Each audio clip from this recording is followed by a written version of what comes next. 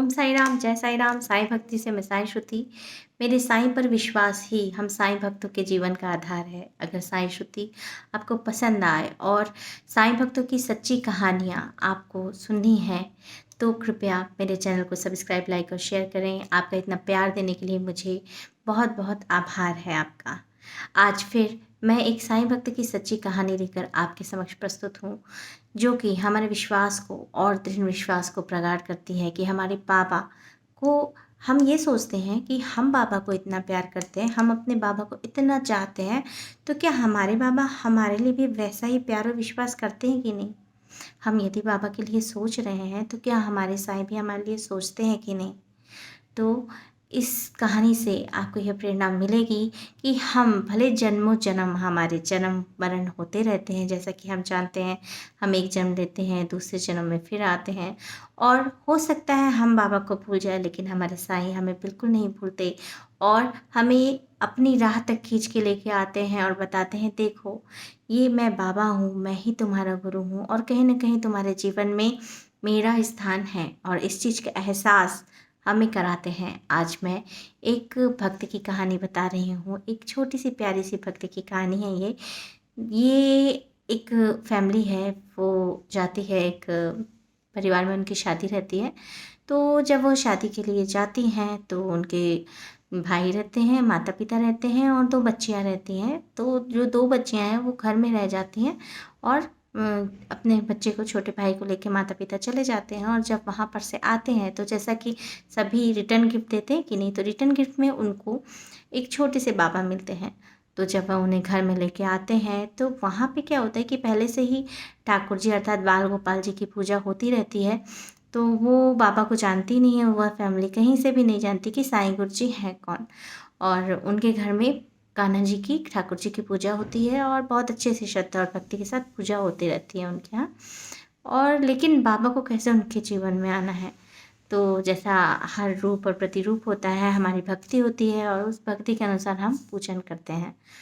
तो जो कान्हा जी हैं वह, उनका बहुत अच्छे से पूजन अर्चन होता रहता है और साथ ही साथ उसके बाद फिर वो जो मूर्ति रहती है ना, उनको ऐसा लगता है कि ये कोई शो पीस है, जैसे लॉफिंग बुद्धा होता है ना शो पीस। तो वो क्योंकि बाबा के विषय में कुछ जानते नहीं रहते हैं, तो सोचते हैं कि शायद लॉफिंग बुद्धा होगा या ऐसी शो पीस होगा, तो ठीक है रख देंगे।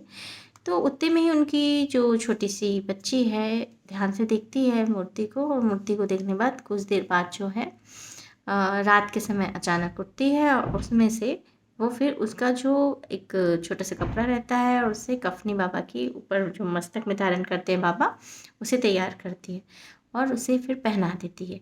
सुबह सुबह अपनी मम्मी को दिखाती है, देखिए मम्मी मैं अपनी ये बाबा की कितनी प्यारी टोपी सी बनाई हूँ, और वो टोपी टाइप का दिखाती है। तो मम्मी सोचती है कि बच्ची है खेल रही है, तो उसको खेलने देती है।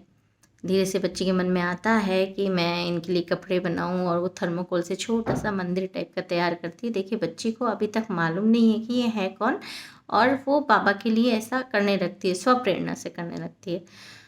धीरे से वो ऐसे ही खेल खेलती रहती है और उसकी मम्मी बोलती भी ये क्या पागलपन है, ये क्या कर रही है। तो वो लेकिन खेल रही है, तो खेलते खेलते जो है वो उसको ज़्यादा डिस्टर्ब करती नहीं है, और चलो ठीक है खेल रहा है बच्चा, परेशान नहीं कर रहा है। लेकिन उसके पापा से डिस्कस करती कि देखो ये कैसा कर रही है, तो फिर बोले चलो ठीक है खेलने दो बच्ची को। फिर होता क्या है कि इसी बीच जो है जब वह एक रास्ते से गुजरते हैं और उस बच्ची को लगता है अपनी मम्मी के ही साथ जाती है, और जाते समय वो मंदिर देखती है। मंदिर देखने के बाद वह रुक जाती है और सब वो जाते हैं उस मंदिर में। उस मंदिर के में जब वो बाबा का ही प्रतिरूप देखते हैं तो उस प्रतिरूप को पूछते हैं, भाई भाई ये किन की मंदिर है, कौन है।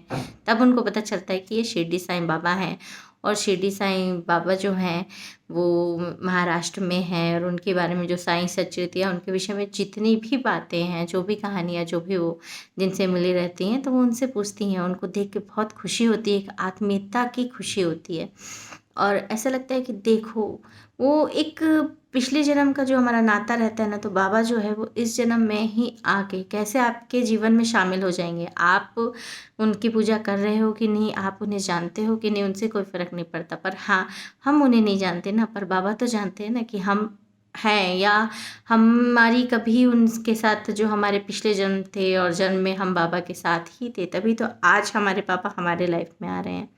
तो बस ऐसे ही होता है, और तब जो है उस उनका कनेक्शन जो है, उस परिवार का कनेक्शन बाबा से इतना बढ़ जाता है, बाबा की उस घर में पूजा होने लगती है, श्रद्धा होता है। तो यही होता है कि हम जब भी हम अपने बाबा को जान पा रहे हैं कि नहीं, मान पा रहे हैं कि नहीं, हो सकता है हम परेशानियों में बाबा को भूल गए हैं, लेकिन कई बार ऐसा होता है कि कई लोग जाते हैं बाबा के मंदिर शुरुआत में और उसके बाद फिर भूल जाते हैं। भूलने के बाद फिर जब कभी उन्हें तकलीफ़ भी होती ना, तो भी वो चाह के भी बाबा को याद नहीं कर पाते। लेकिन हमारे साईं ऐसे हैं कि जब कभी आप ऐसा करते हो और आपकी लाइफ में वो नहीं आ पा रहे, तो बाबा स्वयं आते हैं, स्वयं प्रेरणा देते हैं।